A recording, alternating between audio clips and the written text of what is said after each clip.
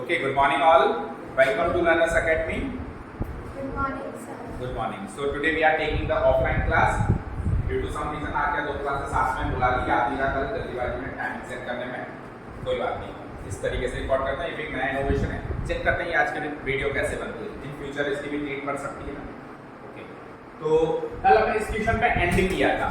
उस एक्सरसाइज का ये लास्ट क्वेश्चन था and the question was check करके बताओ कि इस पॉलिनोमियल का ये पॉलिनोमियल फैक्टर है या नहीं है।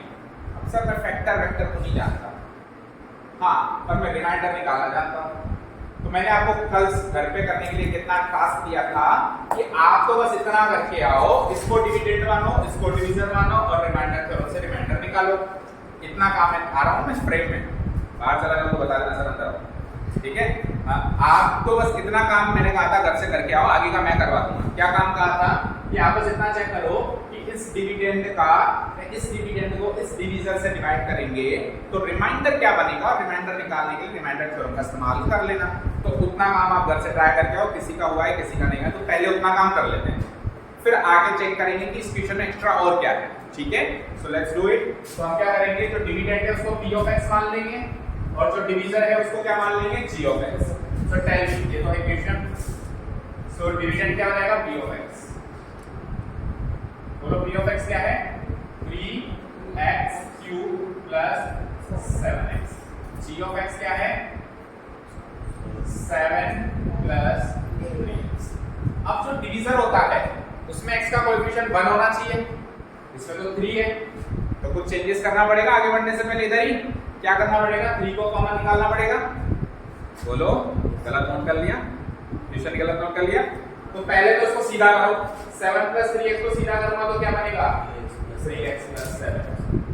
अभी भी ये x माइनस a से कंपेरेबल नहीं है, अभी भी ये x माइनस a से कंपेरेबल नहीं है। इसको कंपेयर करने के लिए क्या करना पड़ेगा, तो 3 भगाना है।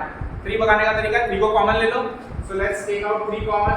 तो जैसे मैं 3 कॉमन लेता हूं तो 3x में से 3 कॉमन लिया तो x बचा,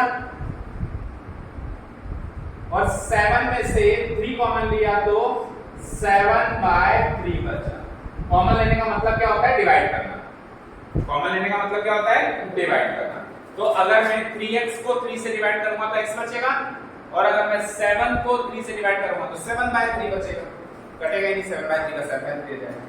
तो अब मैं g ऑफ x को 3x प्लस 7 ना मान के g ऑफ x को क्या मानूंगा, x प्लस 7/3, ताकि वो कंपेरेबल हो जाए किससे, x माइनस a से। डन, इतना हो गया काम। अब वो का वही काम करेंगे, comparing g of x with x minus a। Now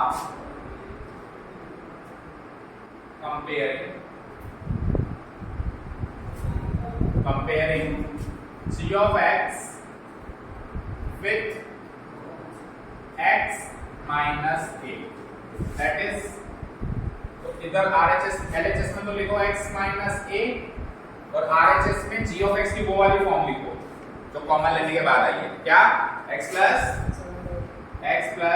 7/3। Again इसमें प्लस साइन का पंगा पड़ रहा है, बोलो अगेन प्लस साइन का पंगा पड़ रहा है, या माइनस है या प्लस है।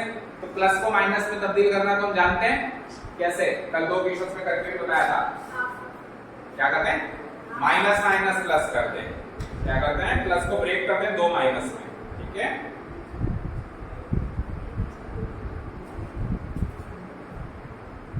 प्लस को हम 2 माइनस में तब्दील कर देते हैं, कैसे।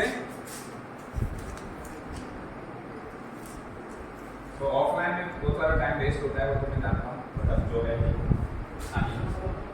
तो प्लस को 2 माइनस में ब्रेक कर दो, so it will be like, थोड़ी देर में पकड़ेगा वो करंट। हाँ, तो x प्लस को मैं 2 माइनस में ब्रेक कर दूं, माइनस 7/3। डन, समझ आ रहा है, दिखाई दे रहा है, विजिबल हो रहा है कैमरा में, कैमरा ही नहीं है।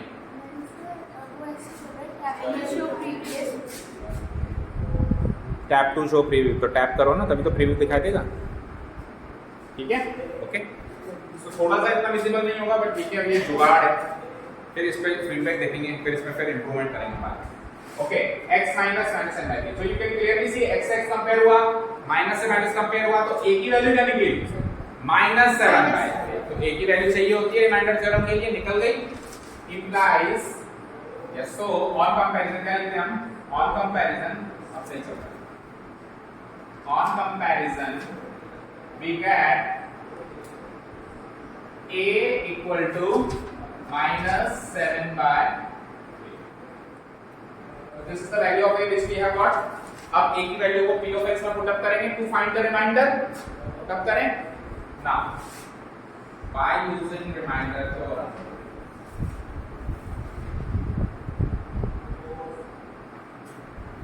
by using remainder theorem। using remainder theorem remainder कैसे निकालते हैं? रिमाइंडर इक्वल टू कैसे निकालते हैं रिमाइंडर बोलो? P of A। कैसे निकालते हैं? P of A। A की वैल्यू मैंने निकाल दी है। क्या निकाली है? -7/3। सो P of -7/3 कैसे निकालेंगे? यानी कि जहां जहां x है P of x में जाना है, कहीं G of x में पुट अप कर देना।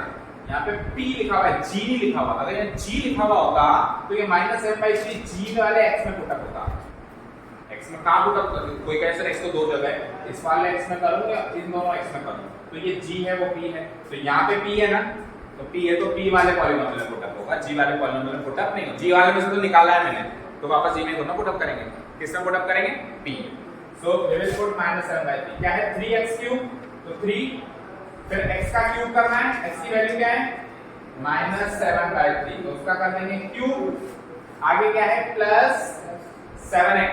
तो 7 into x की वैल्यू अगेन क्या रख देंगे? -7/3। ये अरेंजमेंट कर लिया हमने। सॉल्व करने का काम है बस, सॉल्व करने का काम। चलो तो 3 into हो रहा है रिकॉर्डिंग ऑन है। 3 into -343/27 प्लस आगे चलो 7 into -7। तो प्लस का नंबर माइनस के नंबर से मल्टीप्लाई होगा तो माइनस का आंसर रहेगा। 7 7 जा 49/3। नेक्स्ट स्टेप में 3 से 9 टाइम्स कट गया, ठीक है। तो ये क्या हो गया? -343/9 और ये क्या हो गया? -49/3। 9 और 3 का एलसीएम लेना पड़ेगा। What is the LCM of 9 and 3? कहीं का दिख रहा है वहां से? नहीं तो उस बेंच पे शिफ्ट हो जाओ। नहीं दिख रहा है? दिख रहा है? क्या नाम है? मुस्कान मार्क करिए। हाँ दिख रहा है? ओके। सो 9 एंड 3 का एलसीएम क्या होगा? 9। ओके आगे क्या करेंगे? 9 डिवाइडेड बाय 9 1 और 1 into -343 -343 बीच में साइन है माइनस। 9 डिवाइडेड बाय 3 3 और 3 into 49 327 डिवाइडेड बाय 3 को गेट वैल्यू टू 147। इसको करो ऐड। -343 -147 करेंगे ऐड अप। इन दोनों को ऐड करो। माइनस माइनस प्लस होता है बट साइन माइनस का रहेगा। तो ऐड करेंगे तो क्या आएगा? 7 और 3 10 फिर 9 490 आ गया क्या? -490 तो इतना तो सॉल्व हो गया। रिमाइंडर तो आ गया फाइनली। ये हमारा रिमाइंडर है। रिमाइंडर थ्योरम से रिमाइंडर को निकालना। हाँ गलती से इसलिए आंसर रिमाइंडर में लगाया। ठीक है अभी 7/3 कर दोगे, ठीक है। जब अपन 3 को कॉमन ले रहे हैं तो 3 जिसको कॉमन लेते हैं वो डिवाइड होता है, वो डिनोमिनेटर में आता है। तो 3x लिखा हुआ है तो 3 को कॉमन लेंगे, 7 को नहीं लेंगे। तो 3 को कॉमन लेंगे तो 3 आएगा डिनोमिनेटर, याद रहेगा? समझ आ गया? ओके चलो। तो यहाँ पे हमारा रिमाइंडर तो आ गया, पर सर सवाल रिमाइंडर का तो था नहीं है, तो आपने जबरदस्ती रिमाइंडर निकाला दिया। सवाल क्या था वो तो पढ़ो। Check whether this is the factor of this. इसका क्या मतलब हुआ? तो उसके लिए फैक्टर क्या होता है वो समझना पड़ेगा, क्योंकि हमारा अगला टॉपिक भी फैक्टर थ्योरम है। तो फैक्टर थ्योरम से यहाँ से ये फैक्टर समझेंगे ना तो फैक्टर थ्योरम समझने में भी आसानी हो जाएगी। ऐसे मानो पेपर हो गया। ओके कैमरामैन फोकस कर रहा है, ठीक है कैमरामैन फोकस करते रहो। ओके सो फैक्टर थ्योरम समझने के लिए फैक्टर समझना पड़ेगा। तो अभी मैं फैक्टर समझा रहा हूँ ताकि फैक्टर थ्योरम भी अच्छे से समझ में आ जाए। तो इतना पार्ट नोट डाउन हो गया सबका, क्योंकि अब मैं ये सब हटाऊंगा, केवल मैं इसी पे फोकस करूंगा कि रिमाइंडर क्या आया। रिमाइंडर क्या आया? -490 कैसे आया वो समझ में आ गया। कैसे आया बार बार बताने की जरूरत नहीं पड़ेगी। हटा दो, उसको डिलीट कर दो, इरेज कर दो। तो यहाँ से देखो, यहाँ से इक्वेशन तो लिखा हुआ रहने दो।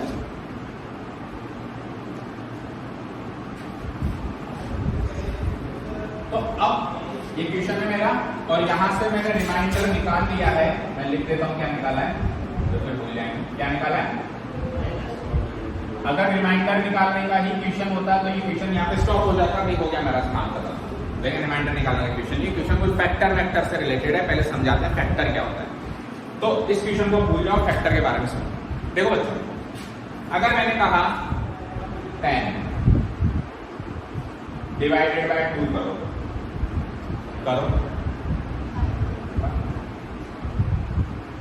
मैंने कहा 10 डिवाइडेड बाय 5 करो, मैंने कहा 10 डिवाइडेड बाय 10 करो,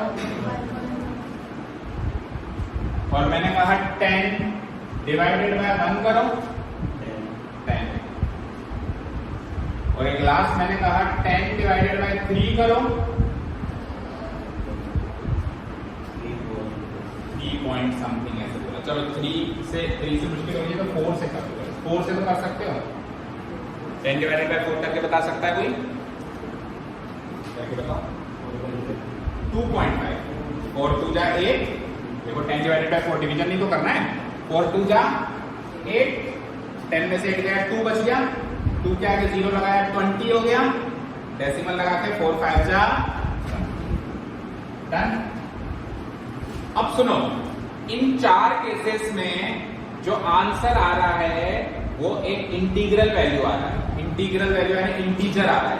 इंटीजर क्या होते हैं? 1 2 3 4 -1 -2 ये इंटीजर्स होते हैं। इनके बीच के नंबर नहीं आ रहे, जैसे 1 और 2 के बीच में भी बहुत सारे नंबर है, 1.1 1.2 1.3 1.11 1.111 बहुत सारे नंबर हैं, तो बीच के नंबर नहीं आ रहे, परफेक्ट नंबर आ रहे, कंप्लीट नंबर आ रहे। कंप्लीट नंबर को बोलते हैं इंटीजर्स। क्या बोलते हैं कंप्लीट नंबर को? इंटीजर्स। हिंदी में बोलते हैं पूर्णांक। क्या बोलते हैं? पूर्ण प्लस अंक, पूर्ण प्लस अंक, मतलब जो अंक पूर्ण है, कंप्लीट है, बीच का नहीं है, डेसिमल नहीं है, फ्रैक्शनल नहीं है, तो उसको क्या बोलते हैं? इंटीजर। तो इन चारों केसेस में तो आंसर इंटीजर आ रहा है, लेकिन वहां पे इंटीजर नहीं आ रहा ना भाई। 2 इंटीजर है, 3 इंटीजर है, लेकिन उनके बीच का नंबर 2.5 इंटीजर अधूरा ही है, तो 2.5 है। तो 2.5 है ना। ये सपोज करो किसने आपको 2 चॉकलेट्स दी, आप हैप्पी हो, आपको 3 दी, आप हैप्पी हो, फिर किसी ने 2.5 दे दी, 2.5 दे दिया, आपको मैं अनहैप्पी। ये 2.5 चॉकलेट का सिस्टम समझ नहीं आता है, तो 2 दे या 3 दे, आधी झूठी करके दे रहा है मेरे को, ऐसा कहोगे ना। तो ये इंटीजर नहीं है, ये इनकम्प्लीट है, ये अधूरा है। ये सारे कंप्लीट्स हैं, 5 2 1 10 ये कंप्लीट है। तो अगर डिवाइड करने पर एक इंटीग्रल वैल्यू आ जाए, इंटीजर आ जाए, तब डिनोमिनेटर न्यूमरेटर का फैक्टर कहलाता है। डिनोमिनेटर न्यूमरेटर का फैक्टर कहलाता है। डिनोमिनेटर न्यूमरेटर का फैक्टर कहलाता है, अगेन डिनोमिनेटर न्यूमरेटर का फैक्टर कहलाता है। जो 10 के 4 फैक्टर्स तो मैंने लिख दिए, 10 का 2 भी फैक्टर है, 10 के 5 भी फैक्टर है, 10 का 10 भी फैक्टर है, 10 भी 10 का फैक्टर है, और 10 का फैक्टर 1 तो फिर सभी का फैक्टर होता है, क्योंकि किसी भी नंबर को 1 से डिवाइड करेंगे तो इंटीजर तो आएगा ही आएगा। लेकिन 4 10 का फैक्टर, क्योंकि इंटीजर नहीं मिला, नॉट एन इंटीजर, आंसर में इंटीजर नहीं मिला। ओके, अच्छा, इस बात को दूसरे नजरिए से देखें तो जब जब इंटीजर आंसर आता है तब तब रिमाइंडर 0 बचता है। अभी 10 को 2 से डिवाइड करोगे तो पूरा पूरा 5 आ गया, रिमाइंडर 0 बचेगा। जब 10 को 5 से डिवाइड करोगे तो पूरा पूरा 2 आ जाएगा, रिमाइंडर अभी अपनी बार 0 बचेगा। 10 को 10 से डिवाइड करोगे पूरा पूरा कट जाएगा, रिमाइंडर 0 बचेगा। 10 को 1 से डिवाइड करोगे 10 आंसर आ जाएगा, रिमाइंडर 0 बचेगा। लेकिन 10 को 4 से डिवाइड करोगे तो रिमाइंडर बचेगा ना, नीचे बचेगा ना। करके देखो, 10 डिवाइडेड बाय 4 करके देखो, 4 2 जा 8, ये रिमाइंडर बच गया ना? बच गया? बचा नहीं बचा? तो इसका मतलब जब जब नॉट एन इंटीजर होगा, इसका सीधा सीधा मतलब है रिमाइंडर बचा था, और जब जब इंटीजर होगा रिमाइंडर नहीं बचा था। तो अब इंटीजर वाले कॉन्सेप्ट को रिमाइंडर वाले कॉन्सेप्ट पे शिफ्ट करता हूं। इंटीजर वाला कॉन्सेप्ट क्या था कि जब जब इंटीजर आएगा तब तब डिनोमिनेटर न्यूमरेटर का फैक्टर होगा, और नहीं आएगा तो नहीं होगा। अब इसको रिमाइंडर के नजरिए से देखें तो जब जब नीचे रिमाइंडर 0 बचे तब तब डिनोमिनेटर न्यूमरेटर का फैक्टर होगा, और जब जब रिमाइंडर 0 ना बचे, कुछ भी बचे, 2 1 5 0 नहीं बचे, बस कुछ भी बचे, तब तब ये इसका फैक्टर नहीं होगा। जैसे कि इसमें रिमाइंडर बच गया तो 4 10 का फैक्टर नहीं है। अब मुझे क्या चेक करना था कि ये इसका फैक्टर नहीं है। तो कोई किसी का फैक्टर है या नहीं, कैसे चेक करते हो? रिमाइंडर से। अगर रिमाइंडर जीरो, इन सारे केस में रिमाइंडर जीरो बच रहा है ना, अगर रिमाइंडर जीरो बच रहा है तो ये इसका फैक्टर है। इस केस में रिमाइंडर जीरो नहीं बच रहा है तो इसका फैक्टर नहीं है। हमारे केस में रिमाइंडर जीरो बचा था, क्या नॉट इक्वल टू जीरो बचा था, तो ये इसका फैक्टर नहीं है, बात खत्म। ठीक है, हमने जो रिमाइंडर निकाला उसमें रिमाइंडर हमारा जीरो बचा या कुछ और बचा? कुछ और बचा। क्या बचा हमारा रिमाइंडर?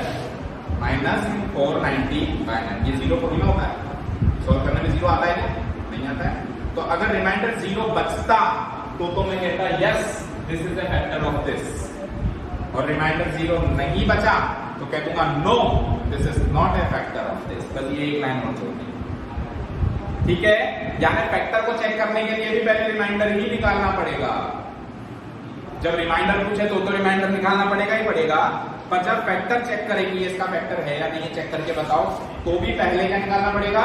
रिमाइंडर ही निकालना पड़ेगा। रिमाइंडर निकाल के बस 2 स्टेप्स आगे बढ़ जाएंगी, उसको चेक कर लेना वो रिमाइंडर जीरो बचा या नहीं बचा। अगर जीरो बचा तो कंक्लूजन हो जाएगा यस, और अगर जीरो नहीं बचा, कुछ भी बचा, तो कंक्लूजन हो जाएगा no.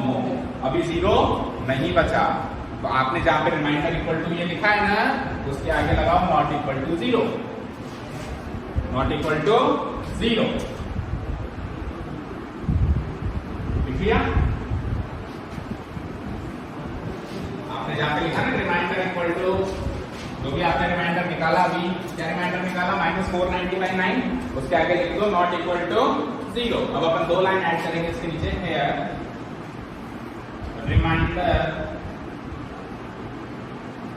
is not equal to 0, remainder is not equal to 0, so conclusion हो जाएगा 7 + 3x is not a factor of 3x³ + 7। Answer check करो, यस आ रहा है, नो आ रहा है? नीचे नो आ रहा है। और यस कब आता? जब रिमाइंडर क्या बचता? जीरो बचता। इस एक्सरसाइज के शायद पहले ही क्वेश्चन में रिमाइंडर जीरो बचा था, शायद मुझे ऐसा याद आ रहा है। इसमें तो एक्सरसाइज नहीं है, पहला क्वेश्चन क्या था उसमें रिमाइंडर जीरो बचा था, तो उस केस में बस वो फैक्टर है। बाकी किसी भी केस में जीरो नहीं बचा था तो किसी भी केस में वो इसका फैक्टर नहीं है। 7-8 क्वेश्चन कर लिए ना हमने रिमाइंडर निकालने के, तो उसमें कब कब रिमाइंडर जीरो बचा था? पहले ही क्वेश्चन में रिमाइंडर जीरो बचा था। बाकी किसी भी क्वेश्चन में रिमाइंडर जीरो नहीं बचा तो बाकी किसी केस में g of x p of x का फैक्टर नहीं है, केवल पहले ही केस में g of x p of x का फैक्टर, मतलब डिवीजर डिविडेंड का फैक्टर है। ओके, समझ आया? छवि अच्छे से समझ आया? अब अपन यही टॉपिक एक्चुअली स्टार्ट करने वाले हैं, फैक्टर थ्योरम। इतना नोट डाउन हो गया, तो स्टार्ट करें next topic factor theorem.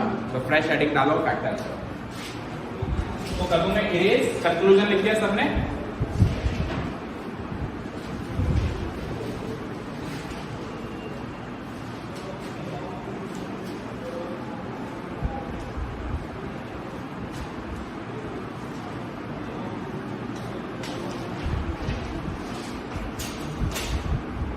Next heading is factor theorem.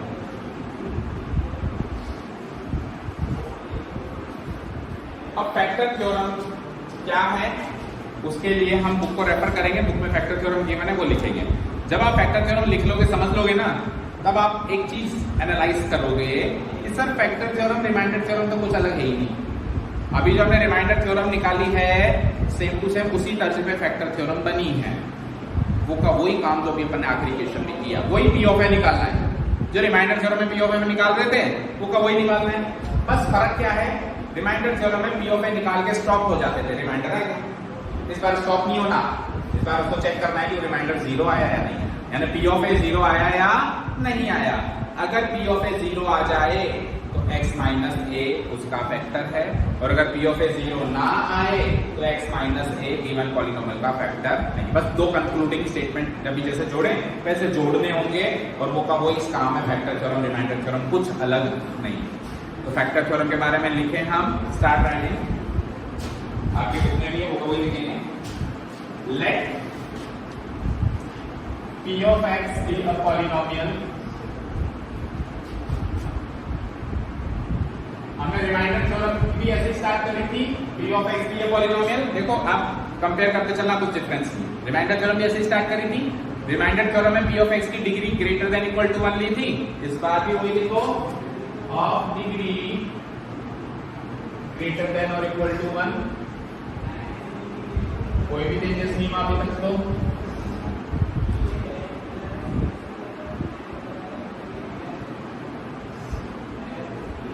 इसलिए यहां तक। अब इसमें दूसरी लैंग्वेज में जैसे n greater than equal to 1 बात देखिए, and a is any real number। Remainder theorem में भी बेटा a कोई रियल नंबर होता था, अभी भी है, नो डिफरेंस एट ऑल अभी तक। तो is any real number, ठीक है। देन यहां से दो बातें निकल गई। अगर p ऑफ x कोई पॉलिनोमियल है, p ऑफ x कोई पॉलिनोमियल है जिसकी degree greater than equal to 1 है और a कोई भी रियल नंबर है, तो फैक्टर थ्योरम से दो बातें निकल के आएंगी। पहली बात, दोनों बातें सुनना ध्यान से। पहली बात, p ऑफ a 0 आ जाए तो x माइनस a उस p ऑफ x का फैक्टर है। अब दूसरी बात ये नहीं होगी कि नहीं आए तो नहीं है, ये दो बातें नहीं होगी, ये तो एक ही बात होगी। मेरी बात सुनो, मैंने कहा अगर p ऑफ a 0 आ जाए तो x minus a p of x का फैक्टर है। तो अब दूसरी बात ये नहीं होगी कि अगर 0 नहीं आए तो वो उसका फैक्टर नहीं होगा, ये दूसरी बात नहीं है, ये तो पहली बात ही है।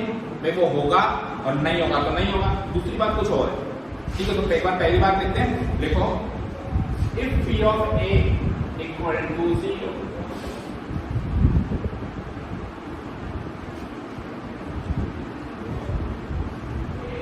if p of a equal to 0, then x minus a वाला जो पॉलिनोमियल है is a factor of p of x। ये फर्स्ट स्टेटमेंट है फैक्टर का।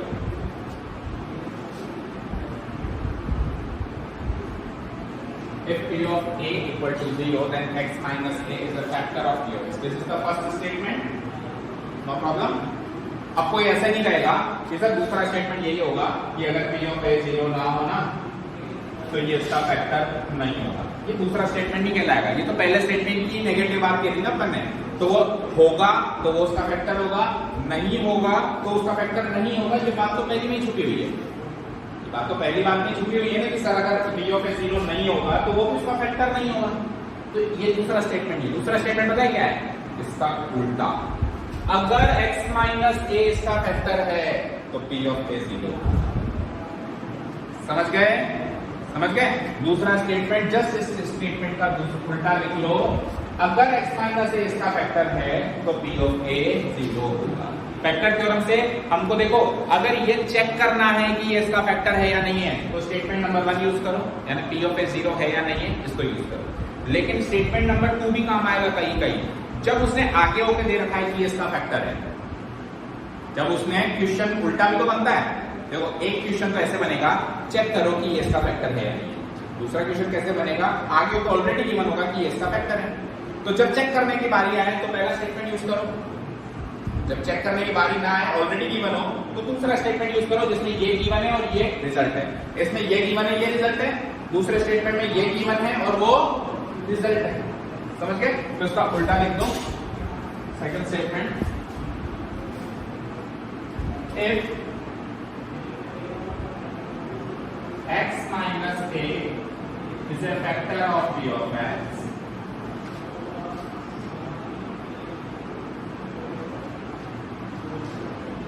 then p of a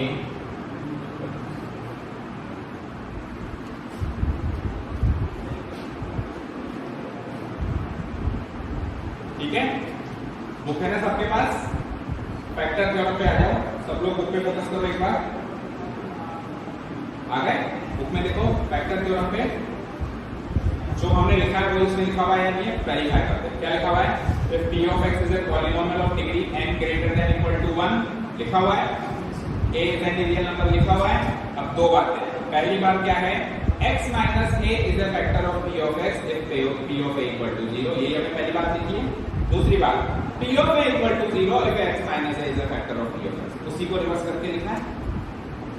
समझ गए हैं? क्लियर है? तो फैक्टर थ्योरम दो बातें कहती है, फिनिश करते हैं चीज को और चलते हैं एक्सरसाइज में। फैक्टर थ्योरम दो बातें करती है। पहली बात क्या कहती है कि आपको p ऑफ a निकालो, मस्त रहो। p ऑफ a निकालने का प्रोसेस आप पिछली एक्सरसाइज में डिस्कस करके आए, अब नहीं पूछोगे कैसे निकालते हैं, आप निकाल लिया। निकालने के बाद अगर p ऑफ a 0 आ जाए तो कंक्लूजन दे दो कि x माइनस a उसका फैक्टर है। Okay, got it start? Okay, चलो let's raise and come to the exercise part. एक या दो क्वेश्चन करते हैं, क्योंकि जब भी कोई नया टॉपिक पढ़ते हैं ना, तो चाहे से एक ही क्वेश्चन करें, उस टॉपिक पे वो एक क्वेश्चन करना जरूरी होता है, क्योंकि जब तक हम चीज को अप्लाई नहीं करते ना क्वेश्चन में, वो थ्योरेटिकल पार्ट धरा का धरा ले जाता है, राइट? समझ गए? जैसे मैंने आपको बताया बेटा ये गाड़ी है, ये इसका एक्सीलरेटर है, ये इसका गियर है, थ्योरेटिकल पार्ट लिखवा दिया कॉपी पे, तो गाड़ी चलानी आ गई क्या? अगले दिन वापस पूछोगे सर क्या था गियर, क्या था एक्सीलरेटर, सब फिर से पूछोगे तुम, टाइम वेस्ट होगा। हाँ, उस दिन जस्ट मैंने ज्यादा नहीं, बस यहाँ से यहाँ तक आपसे गाड़ी चलवा के देखी, तो अब आपको अगले दिन आप पूछोगे नहीं, क्योंकि थ्योरेटिकल पार्ट में तो छोटा सा ही एप्लीकेशन हुआ, लेकिन आपको याद हो गया। तो अभी ये जो हमने फैक्टर थ्योरम सीखी, एक आध क्वेश्चन में अप्लाई कर लेते हैं, तो थोड़ा बहुत याद रहेगा कल तक, नहीं तो कल आगे वापस पूछोगे सर क्या थी फैक्टर थ्योरम। रिकॉर्ड हो रहा है? ओके, चलो। अच्छा, आपने सोचा मैं कैमरा से पढ़ूंगी? Okay, so exercise number 2.3 in the marker exercise number 2.3 in the new book and 2.4 in the old book, ये आप देख लेना। क्वेश्चन नंबर फर्स्ट में रीड आउट कर रहा हूँ, सब लोग अपनी बुक में देखो क्योंकि स्क्रीन नहीं है, तो आपको मैच करना है क्या क्वेश्चन है। डिटरमाइन करने का मतलब होता है पता लगाओ। क्या पता लगाए साहब? Which of the following polynomials has x plus 1 factor? नीचे दिए हुए चार पॉलिनोमियल्स में से कौन से पॉलिनोमियल में x plus 1 फैक्टर होगा? किसमें तो होगा, किसमें नहीं होगा। तो नीचे दिए हुए पॉलिनोमियल्स p of x है या g of x है, पता लगाओ। p of x। कभी भी डिविडेंड छोटा हो सकता है क्या? देखो डिविडेंड, इनकी डिग्री देखो, पहले क्वेश्चन की डिग्री देखो 3, दूसरे की देखो 4, तीसरे की देखो अगेन 4 और चौथे की देखो 3, और ऊपर जो फैक्टर पूछ रहा है उसकी डिग्री क्या है? 1। तो डिवीजर x माइनस a से कंपेरेबल होता है ना, तो x माइनस a से ये चारों कंपेरेबल हैं या x प्लस 1 कंपेरेबल है? x प्लस 1, यानी कि ये चारों तो है p ऑफ x। एक एक करके लेना है, पहले को लेना है फिर दूसरे को लेना है, और जो ऊपर फैक्टर दे रखा है वो है g ऑफ x। हमेशा याद रखना g of x p of x का फैक्टर होता है, p of x g of x का फैक्टर नहीं होता है। g ऑफ x डिनोमिनेटर वाला जो है डिवीजर है, वो डिविडेंड का फैक्टर होता है। तो यानी कि ये सारे डिविडेंड हैं और इनका फैक्टर x प्लस 1 है या नहीं, ये चेक करना है आपको, यानी डिवीजर x प्लस 1 का। समझ गए? तो क्वेश्चन नंबर फर्स्ट पार्ट में हम p ऑफ x लिख देते हैं पहले तो, यानी कि चारों क्वेश्चन में p ऑफ x को चेंज करना है, g ऑफ x फिक्स रहेगा। ठीक है? p ऑफ x क्या है पहले क्वेश्चन में? x³ रेंज में आ रहा है बेटा, कैमरा की रेंज में। सारा लिखो x² plus x plus 1, done. और g ऑफ x क्या होगा? x प्लस 1 फिक्स हो गया वो तो चारों क्वेश्चन में। g ऑफ x क्या हो गया? बोलो x प्लस 1, फाइन। उनका वही काम करो जो रिमाइंडर थ्योरम में कर रहे थे, nothing different. x minus a से कंपेयर करो, a निकालो, p ऑफ a निकालो, इतना काम तो सब नहीं करना है। चलो शुरू हो जाओ। नाउ कंपेयरिंग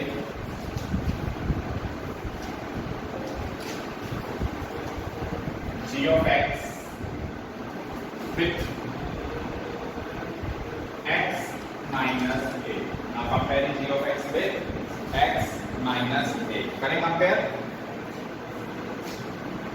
करें? ओके, तो इधर तो लिख देता हूं मैं, that is x minus a, और उधर जो भी g of x था, क्या था g of x? x plus 1। x plus 1 को कंपेयर करने के लिए बीच में माइनस चाहिए, वो तार कर लिए काम, तो प्लस को ब्रेक कर दूं मैं माइनस माइनस में, तो it will be like what? x minus minus 1। तो x से x कंपेयर, माइनस से माइनस कंपेयर, a से कौन compare? Minus 1। On comparison we get On comparison we get a equal to क्या वैल्यू मिलेगी minus, या तो कोई डाउट नहीं है। अब निकालना तो है पी ऑफ ए, लेकिन ऐसे नहीं लिखना यूजिंग रिमाइंडर थ्योरम, क्योंकि रिमाइंडर थ्योरम में तो रिमाइंडर ही निकालना होता है बस, हमको यूजिंग तो फैक्टर थ्योरम करना है, ठीक है। तो हम निकालेंगे पी ऑफ ए, निकालने वाले तो हैं हम पी ऑफ ए, लेकिन ऐसे नहीं लिखेंगे यूजिंग रिमाइंडर थ्योरम, सीधे पी ऑफ ए निकालना शुरू करो। निकालना शुरू करें। Now p of a equal to, तो ए की वैल्यू क्या है -1, ए की वैल्यू क्या है -1। तो ये -1 कहां पुट अप होगा, g ऑफ x में b ऑफ x में, d ऑफ x में, क्योंकि p लिखा हुआ है तो p ऑफ x में पुट अप करो, क्या है x का क्यूब, तो आई विल डू -1 का क्यूब, -1 पुट अप करना है, जा x आगे क्या है x का स्क्वायर, आई विल डू -1 का स्क्वायर, आगे बोलो x, I will do -1 plus 1, I will do +1। Okay, तो सॉल्व कर दें, करें solve. Okay, tell me what -1 का क्यूब क्या होता है -1 प्लस -1 का स्क्वायर क्या होता है +1, स्क्वायर तो पॉजिटिव होगा, क्यूब नेगेटिव होगा, तो -1 का स्क्वायर क्या हो जाएगा +1। आगे बढ़े, प्लस माइनस -1, आगे क्या है प्लस, तो दो तो प्लस के 1 है और दो माइनस के 1 है, चेक करो, 1 + 1 2, -1 -1 -2, 2 -2 यानी कि 0, हो गया 0 ये, तो यहाँ पे रिमाइंडर आ गया हमारे, चाहे सॉल्व कर लो, देखो -1 -1 -2, +1 +1 +2 एंड -2 +2 0, तो p ऑफ a 0 आ गया। अब फैक्टर थ्योरम का पहला स्टेटमेंट पढ़ो, आपने लिखा है, पढ़ो। If PA equal to 0, then x minus a is a factor of P of a. अगर p ऑफ a 0 है तो x minus a given polynomial का फैक्टर है, आपका p ऑफ a 0 है, यानी कि ये इसका फैक्टर है। ओके, ठीक है। हाँ सर, आपने कल कहा था कि कोई जॉब ये मल्टीप्लाई करते हैं ना ब्रैकेट वाला, हाँ, तो उसकी डिग्री भी तो लिखना। आपने कल कहा था कि भाई 2 का 2 क्यूब करते हैं तो उसकी डिग्री भी लिखते हैं। ऊपर कहाँ पे डिग्री लिखा है, सर -1 का क्यूब मुझे क्या है ऐसे बोला था, -1 का क्यूब करेंगे तो इसकी पावर क्या है 3, 3 लिखेंगे ऐसे बोला। ऐसे तो बोला 3 लिखेंगे। सर कल मेरा बताओ इस क्वेश्चन में लिखा है, बताओ अभी कर क्लियर करो इस कंफ्यूजन को। हम तो क्या बोले, कोई बात नहीं, आप स्टैंड कर लो, क्या लिखा हमने, तो a की वैल्यू नहीं है ना हमारे पास बेटा, a की वैल्यू नहीं है, मैंने कहा a का क्यूब करो, आप कहोगे a क्यूब, मैंने कहा b का क्यूब करो, आप कहोगे b क्यूब, तो a और b की वैल्यू नहीं है, तो a cube b cube c cube ऐसे बोलते हैं, लेकिन यहाँ तो वैल्यू है ना 1, तो 1 का क्यूब तो सॉल्व कर सकते हैं ना, 1 × 1 × 1 1, -1 × -1 a की वैल्यू नहीं आएगी तो a क्यूब लिखूंगा, लेकिन a की वैल्यू हो गया ना, मान लें कि a की वैल्यू 2, तो 2 क्यूब करोगे, तो 2 क्यूब पर 2 क्यूब थोड़ा छोड़ोगे, 2 क्यूब को तो सॉल्व करोगे, a क्यूब को तो सॉल्व नहीं कर सकते, लेकिन 2 क्यूब को तो सॉल्व कर सकते हैं। सिमिलरली -1 को के क्यूब को तो सॉल्व कर सकते हैं, समझ गए ना। अभी आप सपोज करो यहाँ पे क्यूब लगा, तो अगली स्टेप में 1 का क्यूब 1 होता है, लिखोगे नहीं लिखोगे, मैंने इसी शेप में लिख दिया बस, कर दिया। अभी क्लियर है, ठीक है, चलो, तो ये 0 हो गया बेटा, ये 0 हो गया, तो p ऑफ a 0 हो गया, बल्ले बल्ले ये इसका फैक्टर है। ओके, यार अब मैं लिखूंगा using factor theorem. Factor theorem ऐसा कहता था कि p ऑफ a 0 आना चाहिए, अगर आ जाए तो कह देना उसको कि 2 का फैक्टर है, ऐसा कौन कहता था, factor theorem. Here p of a equal to 0, so by using factor theorem,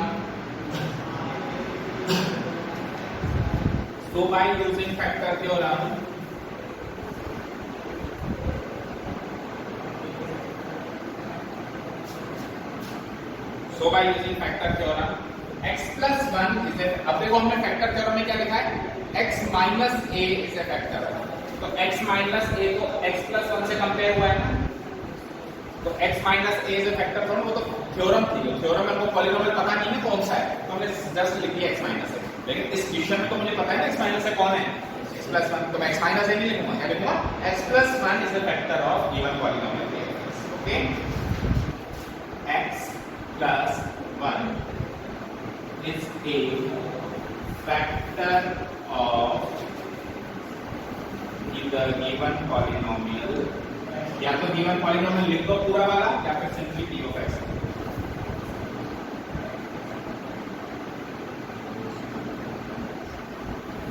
full stop. और अगर जीरो नहीं आता तो क्या लिखता, not a factor of the given, ऐसा काम करना है। तो करीब करीब रिमाइंडर थ्योरम का काम करना है बच्चे, समझ आया, ओके। अब सेकंड क्वेश्चन में क्या करेंगे, हर बार p of x ही तो चेंज हो रहा है, g of x तो सेम है, g of x सेम है तो ये भी सेम है, और ये सेम है तो a की वैल्यू -1 सब चलेगी। भाई a की वैल्यू किससे मिलती है, g of x से मिलती है ना, तो g of x तो सारे क्वेश्चन में सेम है ना, तो सारे क्वेश्चन में a की वैल्यू क्या मिलेगी, -1 मिलेगी, यानी ये चेंज होगा और फिर नीचे का पार्ट चेंज होगा। ये वाला पोर्शन तो सब में सेम रहेगा, इसके चारों क्वेश्चन में सेम रहेगा। चलो सेकंड एक बार अपने ट्राई करेंगे सारे बच्चे, हो जाओ शुरू।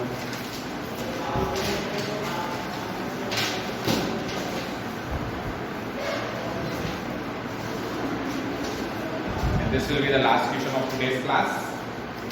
एक क्वेश्चन होमवर्क देंगे फिर हर वाला, अभी सेकंड का।